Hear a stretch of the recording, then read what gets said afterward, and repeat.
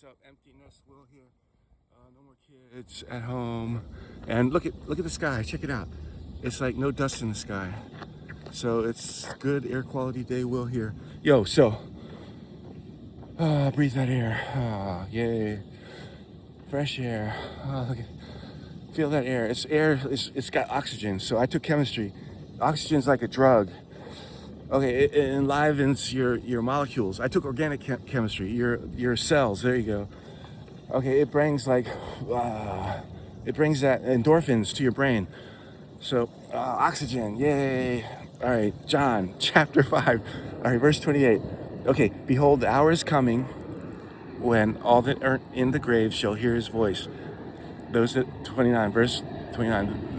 Those that have done good unto the resurrection of life, and those that have done evil unto the resurrection of damnation. So, talking about second coming, doing good, you can't do good. All right, even if you're spiritually born again, I mean, you can do good in a pseudo-human good sense, but not in a holy, God sense. God is so holy. The best we can do is horrible. So, doing good in the sense that we've been spiritually reborn. So, the hour is coming when all that are in the grave. So, in the historical context, right?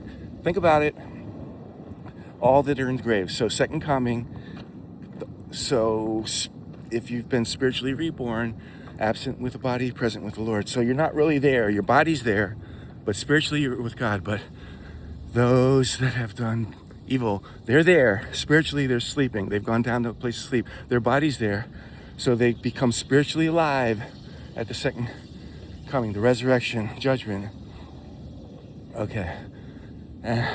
All that have done good unto resurrection life, all that have done evil unto damnation. In other words, annihilation, damnation, eternal damnation. In other words, no longer, never in the presence of God, annihilated, gone. The memory is wiped. There's no remembrance of them. But in the spiritual context, so that's the historical context. Second resurrection, second coming, the resurrection. What is the spiritual context? The spiritual context is why the Bible applies to all of it. The entire word applies to us all, always. So the spiritual context is teaching us that, okay, the hour is coming. So hour is always the hour of judgment. Not always, but in this context. So Christ's judgment, he was judged, right? He went to the cross. He endured the penalty of spending eternity in hell for all of us that would believe. Okay, so all of us that would believe versus all of us, everyone, even those that don't believe. So that's the debate. Who knows? Okay, the truth concerning the hour of judgment. Okay, no one knows. Okay, not even the Son. Okay, only the Father knows. Okay, no one knows the hour. Okay, so all that are in the graves will hear his voice. So that's historical context. Then our judgment. Okay, so if Christ has died for you, if you've been spiritually reborn, okay, his faith, not our faith, his work, not our work. Okay, we trust in the Messiah. Okay, we have faith. We have his faith imputed unto it. We receive his faith. He gives it to us, not by our power, by his power. Okay, his faith. Okay, we trust in what he has done. Okay, by that trust, by his faith, okay, what happens? We become spiritually reborn. We hear his voice. So, in the present day spiritual context, okay, at the point where you hear his voice, spiritually, you are no longer in the grave.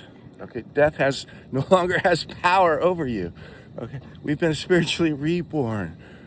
Okay, so when Christ returns, okay, yes, our body will be in the grave or it'll be sprinkled wherever, and our spirit will be with God, absent from the body, is present with the Lord. We've already been judged. We don't stand for judgment. Standing for judgment is an embarrassment. It's a shame. If you're standing for judgment, That's in itself a huge punishment, okay? Because all will see your shame. Okay, so we don't stand.